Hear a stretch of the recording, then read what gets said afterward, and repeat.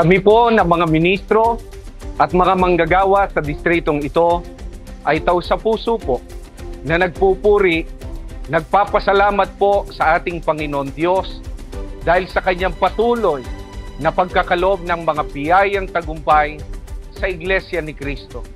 Higit po sa lahat ay sa namamalagi na paggabay po niya sa pamamahala na nangunguna sa gawaing paglilingkod. Kapatid na Eduardo V. Manalo, ang pinakamamahal po naming tagapamahalang pangkalahatan ng Iglesia ni Cristo, kami po ay bumabati sa inyo sa pagsapit po ng inyong kaarawan.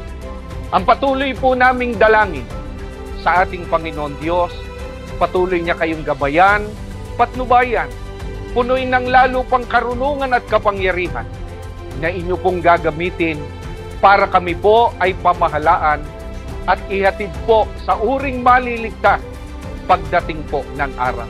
Muli po, mula sa amin na mga ministro at mga manggagawa at sa kabuuan ng distritong ito, kami po ay bumabati ng Happy birthday po! We love you!